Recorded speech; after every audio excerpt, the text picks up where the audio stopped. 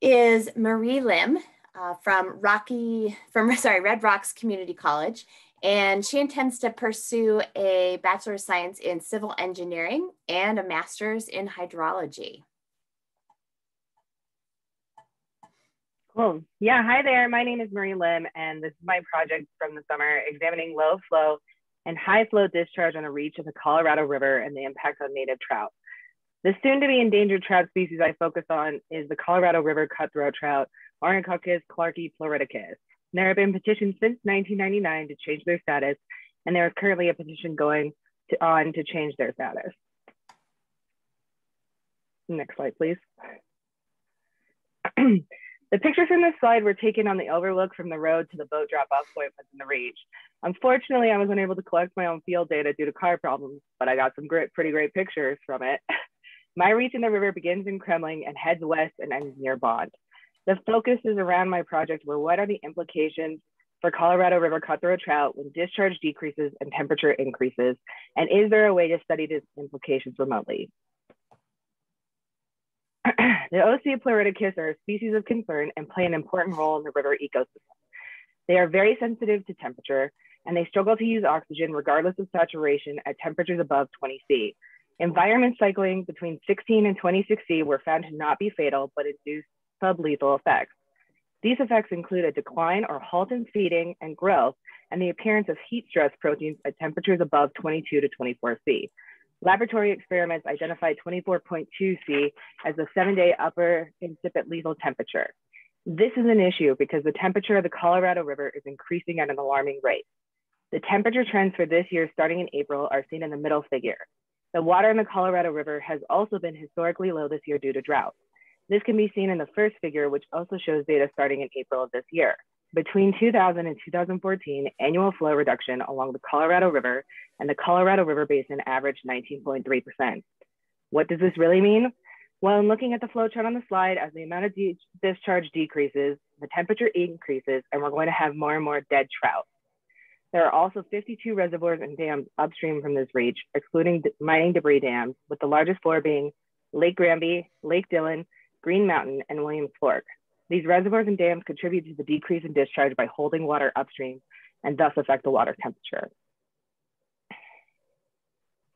My study was conducted using data imported from the USGS water data website for site number 09058000, Colorado River near Kremling, Colorado.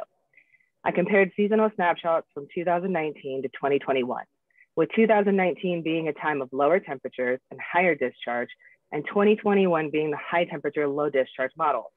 You can see in figure 1 the temperature differences over the last 2 years, while the hydrograph in figure 2 shows the recorded data compared to the estimated daily statistics.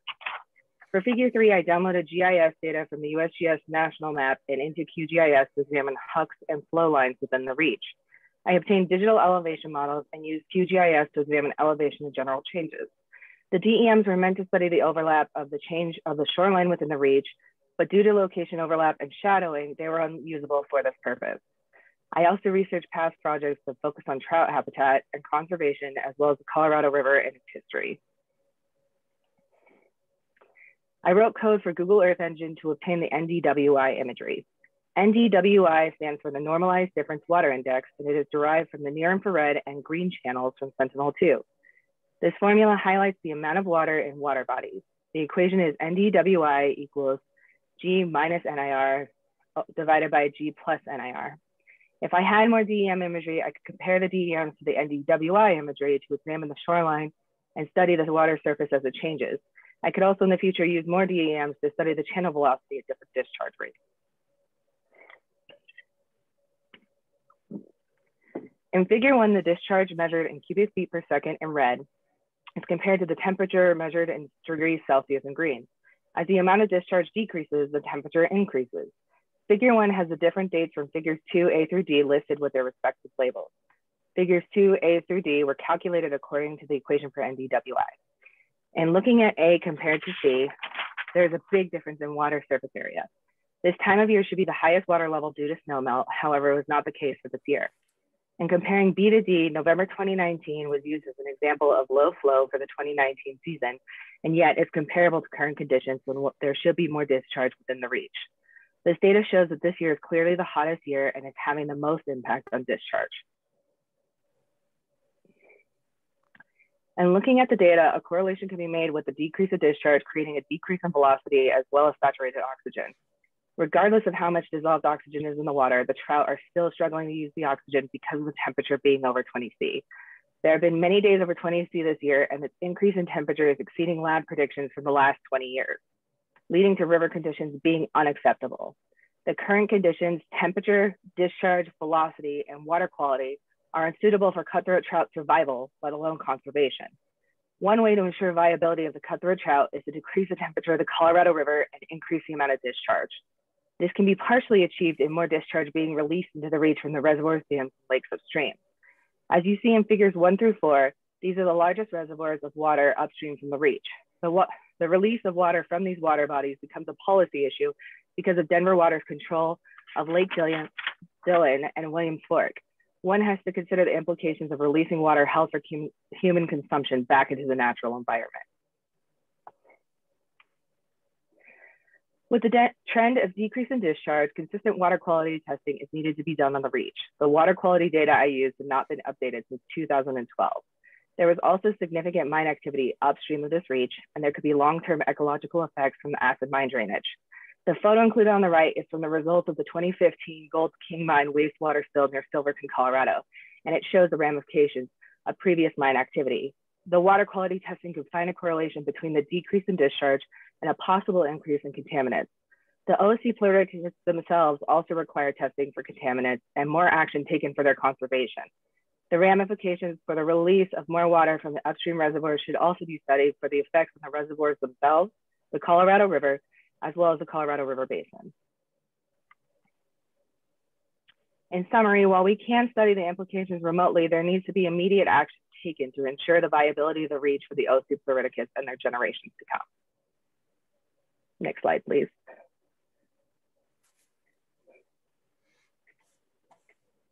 Oh, yeah, you can just go back to acknowledgements. Cool. All right, excellent. Thank you so much, Marie. That was a really interesting presentation. You mentioned that changes to policy could be beneficial. What changes to policy do you feel like would be beneficial for this species? Yeah, for sure. I mean, I think the biggest issue that we have, and it's a consistent thing with water law, is that we have things happening in the county level, the state level, and then the federal level. And there are all these different hands that are trying to reach into the same river. But we need to find a way for everybody to communicate with each other and for everybody's needs to truly be met. Okay. Another question, are there any ways to increase oxygen in the rivers even as the temperature goes up? For example, like bubbling air into the river? I mean, you can, but regardless of how much oxygen is in there, if the temperature is above 20 C, they're not going to be able to use it. The analogy I like to use is like being from Colorado. If you go visit somebody in the deep south and it's super hot and humid, it's hard for you to breathe when you're outside. And that's what's happening to these trout in the river right now. So how do you think we can have enough water for fish and humans? Is it possible for us to both be hydrated and basically have all of our needs met? That is a great question, Mark. And really, it comes down to, you know, the choices that we make as well as what's happening with industry. So there's only so much we can do as people for conservation and sustainability. But it's more dependent on things like agriculture. That's what's causing the lack of water.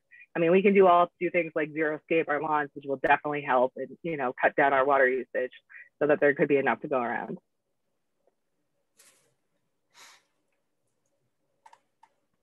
Okay. All right, I think that is it for questions that I see.